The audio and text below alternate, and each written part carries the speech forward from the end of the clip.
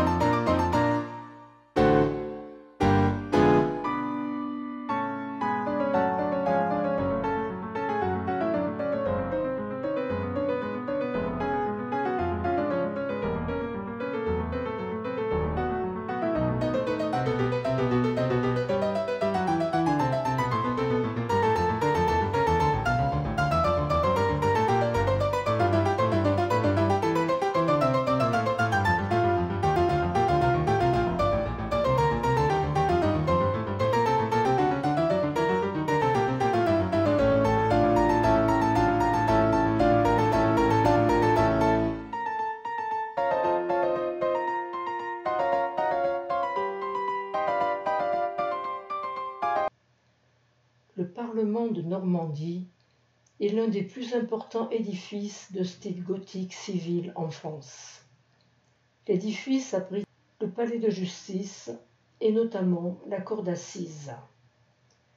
La partie la plus ancienne, sur l'aile ouest, a été construite à partir de 1499 pour abriter l'échiquier de Normandie, la haute cour judiciaire et financière.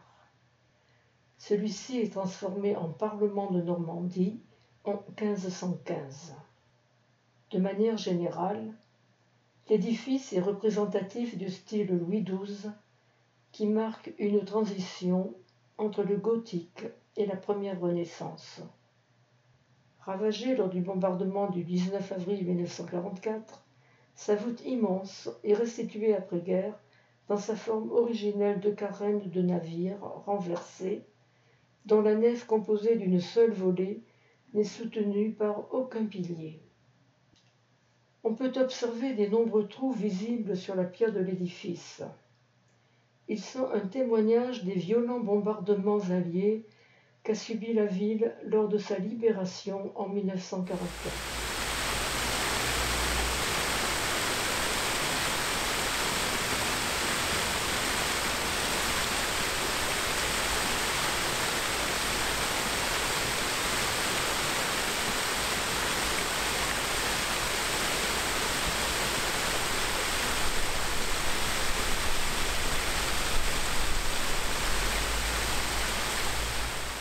Capitale du territoire normand, Rouen a vu naître plusieurs personnalités politiques de premier plan, comme le dirigeant centriste Jean Le Canuet, l'ancien président de la République François Hollande ou encore l'ex-premier ministre Édouard Philippe.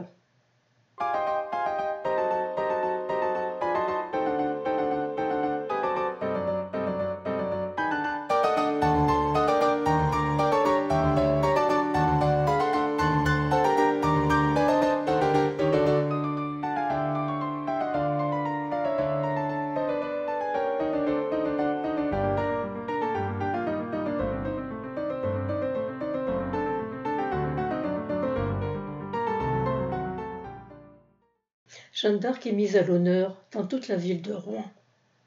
Face au donjon, c'est ici, dans cette ancienne tour du château de Philippe-Auguste, que l'histoire de la pucelle à Rouen commence. Après 7 mois de négociations, la jeune femme est remise aux Anglais et emmenée dans la ville à Noël 1430, avant d'être jugée pour hérésie le 9 février 1431.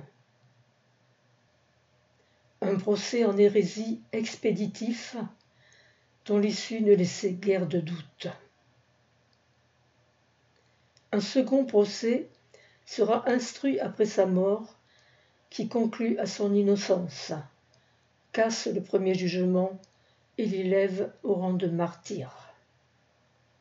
L'emplacement de son bûcher est toujours signalé à proximité de l'église Sainte-Jeanne d'Arc, sur la place du Vieux Marché.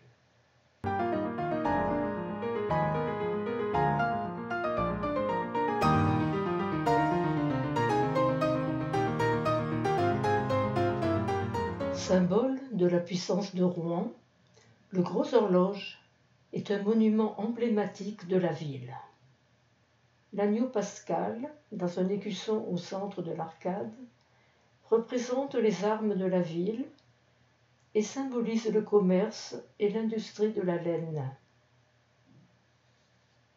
À voir sur la face droite du Gros Horloge des anges gravés sur la pierre, dont l'un est sculpté à l'envers en signe de mécontentement des ouvriers lors de la construction de l'horloge.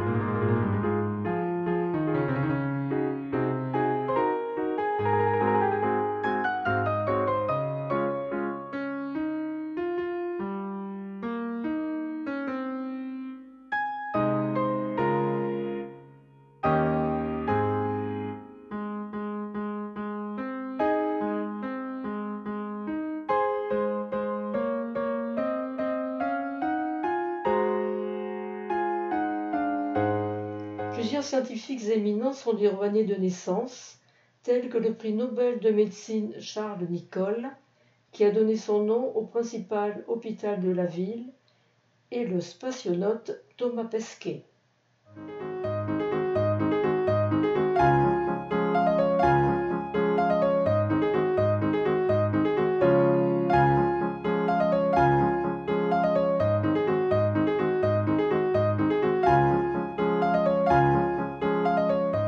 Plusieurs acteurs comme Victor Boucher, Philippe Torreton et Arnaud Ducret y sont nés, tandis que les comédiennes Annie Dupéré, Valérie Lemercier et Karine Viard y ont passé une partie de leur jeunesse ou de leur scolarité.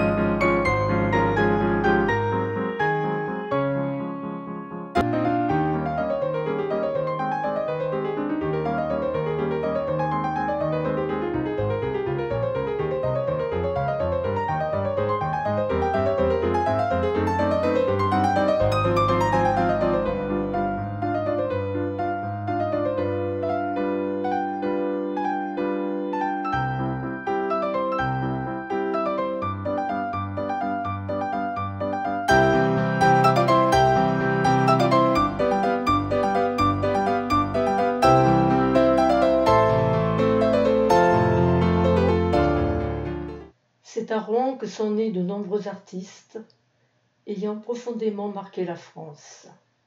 Parmi ceux-là, Pierre Corneille a vu le jour dans une maison située rue de la Pie, non loin de la place du Vieux-Marché.